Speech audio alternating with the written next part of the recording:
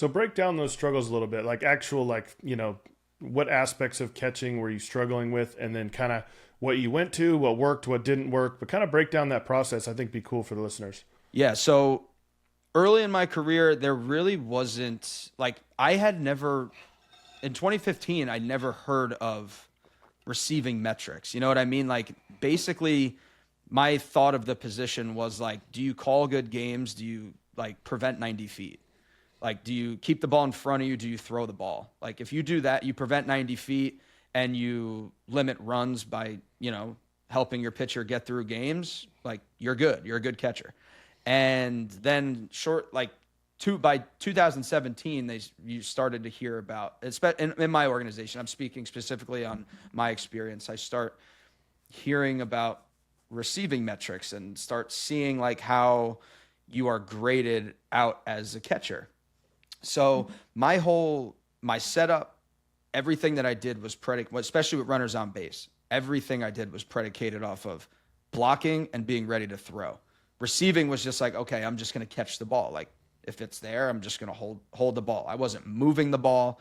I was just trying to have soft hands, catch the ball, give the umpire a good look, and that was it. There was no thought of, okay, these borderline pitches, I need to, take a good route and bring the ball back to the edge of the plate or to the middle of the plate. It was just sit there, catch, and be ready to block, and there's speed on the bags, be ready to throw.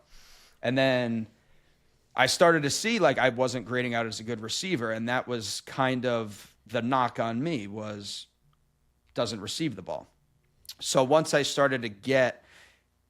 knew like that was really the priority for like these evaluators, that receiving is at the top of the importance scale, now I had to start trying to tailor what I was doing towards receiving the ball. And I'll never forget, man, like I watch myself for what I know now, I watch myself catch in the big leagues, and it was gross. Like it makes me sick to watch it because like you would watch it in a second and you'd be like, all right, this kid, all he's doing is thinking about blocking the ball and keeping the ball in front of him, because it's like, okay, at the pitcher lift, I'm getting that big bounce. You know what I mean? I'm jumping up to try to keep my body in motion so that it's easier for me to get into that blocking position. I'm bouncing so I feel like I can move a little better to make a throw, like athletic. And like, I was just not like, I was terrible. Really, really breaking balls, I was bad catching at the bottom. Fastballs, it wasn't so bad, but like if you threw a breaking ball at the bottom, I wasn't getting you a strike. With runners on base, with nobody on, I was okay. So like watching that, that was really my like wake up call to it. Like I got DFA'd after the season, and they had told me, yeah, you have to be better at receiving the ball. So I'm like, okay. So I go into 2020 or in 2019 off season, and I completely like revamp what I'm doing. Like I changed my setup. I'm not trying to move behind the plate. Like I go to one knee. Like I start experimenting one knee down. I like it. I'm a smaller guy, and I was able to have leverage at the bottom of the zone, like organically in a traditional stance, but even more so on a knee down. So I was like, I could really do some damage at the bottom of the zone if I do implement this. And then, dude, like COVID year kind of screwed everybody. So I'm not going to give the woe is me story. Just, it is what it is.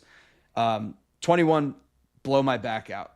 Just another year where, so I'm in the big leagues 2019, and I essentially lose 2 years of playing. And then I sign with the Mets in 22, and I put up positive receiving numbers. There was just, by that time there was not really a need. I was a depth option for the team in AAA. And Francisco Alvarez was right behind me. He starts banging it out in AA. He gets called up to AAA, and now I'm sitting there watching him, and honestly watching him and learning, you know what I mean? Like at that point, and he's another guy, perfect example of a guy who, they always knew he was going to hit, and then you see him and he's working on receiving. I'm learning the one knee down stance. The Royals never really taught the one knee down stance. Like there was a little bit, and the Mets really got into the thick of how to position your body, like how you can set your glove on certain pitch types, how you could, create leverage to different areas of the zone, understanding what the pitcher's doing. So I started to really understand all the nuance that comes with receiving the baseball at a later age. And I was, for the first time in my career, I was a positive receiver that year with the Mets. And the same thing in the 2023, I signed on with Tampa Bay. I was in AAA with Tampa, and the first month of the year, I was lights out receiving the ball, and then they implemented the robot umpire, and that just kind of put a damper on a lot of things. So, but yeah, dude, I didn't really understand anything about it. I just relied on athleticism until I was told, like, hey, dude, like, you can't receive the ball. And then I knew I had to change something. And that's when I really did a deep dive into all of this stuff, started implementing it, and saw the results that came with those changes.